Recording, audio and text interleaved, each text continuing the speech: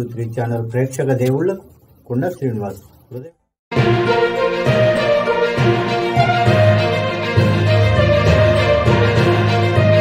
ఈ కార్యక్రమాన్ని జయప్రదం చేసినటువంటి మరి నాగలక్ష్మి మేడం, స్వాతి మేడం, వారికి సహకరించిన మిగతా ఉపాధ్యాయులందరికీ మీరు మంచి కార్యక్రమం తీసుకున్నారు.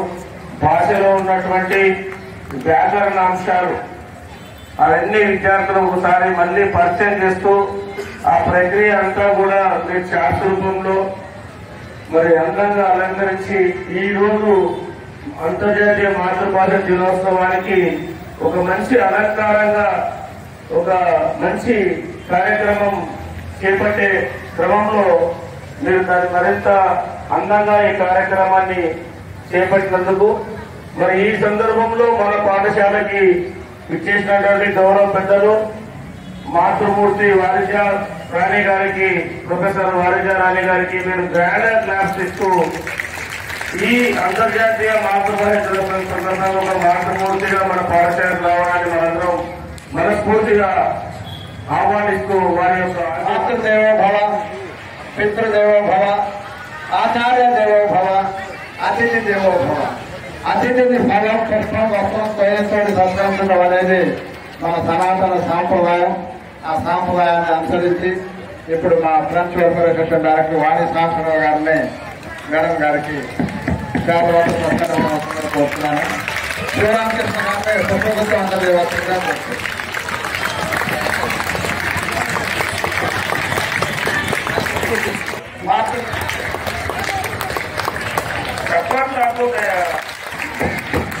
మా సత్కారాన్ని, చిరు సత్కారాన్ని స్వీకరించిన మేడం గారికి ధన్యవాదాలు. ఈనాటి కార్యక్రమానికి ఆత్మీయ అతిథి ప్రభుత్వరీత్యా వృత్తిరీత్యా ఈ పాఠశాల ప్రధానోపాధ్యాయులు పెద్దలు అనంతరెడ్డి గారికి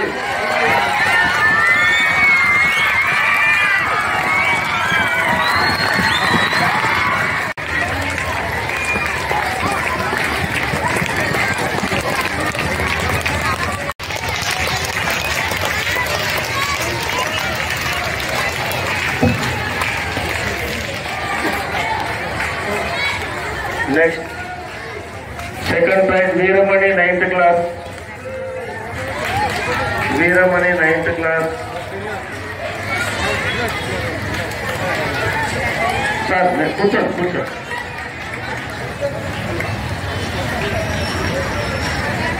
సిహెచ్ రాజేష్. థ్యాంక్ యూ మేడంకి. Next Shivaji from 7th B section. Okay, thank you madam.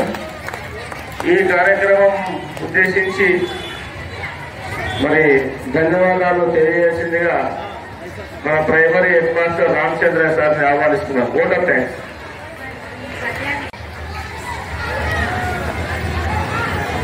Sir, గౌరవనీయులైన మన పాఠశాలలో ప్రధానోపాధ్యాయులు అనంతరెడ్డి సార్ గారు మరియు నేడు మనకు ముఖ్య సైలెన్స్ చేసి తెలుగు భాష మాతృభాష దినోత్సవం ఉత్సవాలను ప్రోత్సహించుకొని మన పాఠశాలకు విశేష పారిజాతం మేడం, ప్రొఫెసర్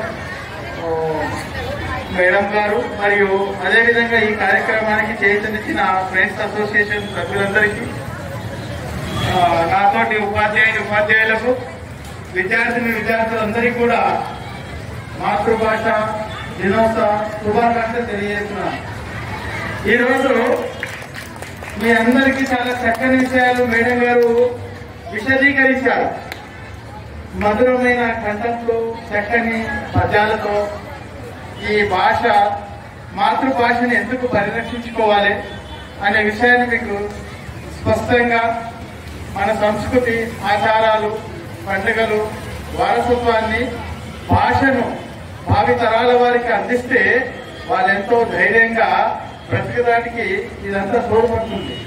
భాష లేని దగ్గర, మాతృభాష లేని దగ్గర మనము జీవిస్తుంటే వాళ్ళు చాలా ఉనికిని కోల్పోయి ఒక అభద్రతా భావంతో బ్రతుకుతుంటారు. మీరు ఎవరైనా మనము మేడం చెప్పారు, యునెస్కో వాళ్ళు ఈ ప్రపంచంలో ఉన్న కొన్ని వేల భాషల కనుమరుగు అయిపోకుండా ప్రతి ఒక్కరు తమ భాషను పరిరక్షించుకుంటే ప్రపంచం ముందుకెళ్తుంది. ఎంతో మంది ఎంతో ప్రజ్ఞాశీలురు తమ భాషల్లో పుడతారు కనుక వాళ్ళ ప్రజ్ఞను వాళ్ళ తెలివితేటలను ప్రపంచానికి అందియాలంటే మాతృభాష అవసరం. కొత్త భాషలో నేర్చుకొని ఇతర భాషలో నేర్చుకొని ఎంత నేర్చుకున్నా దాన్ని అంత పర్ఫెక్ట్ గా మనం అందించలేం కనుక మాతృభాషలో అయితే నీ భావాజాలాన్ని ఇతరులకు సునాయాసంగా అందించగలవు. అందుకే మాతృభాషలో ఉన్నటువంటి పట్టుదలతో ఆ భాషా నైపుణ్యం, విషయ పరిజ్ఞానం, ఎంత లోతైన విషయాన్నైనా అర్థం చేసుకొని ఇతరులకు అర్థం చేసే దశలో మీరు ప్రయాణిస్తారు కనుక ఫస్ట్ మాతృభాష నేర్చుకోవాలి. కనుక మనకు NPE 2020 కూడా ఏం చెప్తుందంటే ప్రైమరీ ఎడ్యుకేషన్ అంతా మాతృభాషలోనే ఉండాలి. కానీ ఈ ప్రపంచం అంతా కూడా ఒక ఏకకేంద్రీకృత కుటుంబం అయిపోయింది. ఎందుకు? ఈ కమ్యూనికేషన్స్ వల్ల. మరి దానికోసం మనము ఇంగ్లీష్ అనేది కూడా తప్పకుండా నేర్చుకోవాలి. కనుక మనము త్రిభాషతోన ఇప్పుడు పుస్తకాలు 2 భాషల్లో ముద్రించి రెండింటినీ నేర్చుకుంటున్నాం. కనుక అట్లాంటి విషయాలను ఇంగ్లీష్ తో పాటు తెలుగు నేర్చుకోవాలి. తెలుగుని ఎప్పుడు మర్చొద్దు, మరవరాదు కూడా. ఎవరో ఇద్దరు మన తెలుగు వాళ్ళు కలిస్తే తెలుగులోనే మాట్లాడుకోవాలి. మన భాష ఇతరులకు అర్థం కాని వాళ్ళు ఎదుటి వాళ్ళు ఉంటే వాళ్ళ భాషలో మాట్లాడానికి ట్రై చేయాలి. అంతే మన భాషను కూడా గౌరవిస్తూ ముందుకు తీసుకెళ్లి మీకు ఆలోచనలు రకరకాల ఆలోచనలు వస్తాయి. ఈవెన్ ప్రపంచంలో చైనా గాని జపాన్ గాని ఎందుకు అంత అభివృద్ధి చెంది చిన్న దేశాలైన జపాన్ అంత ఆర్థిక అభివృద్ధిని ఎందుకు వెళ్ళేదంటే మాతృభాషలో ప్రయోగాలు చేస్తాం.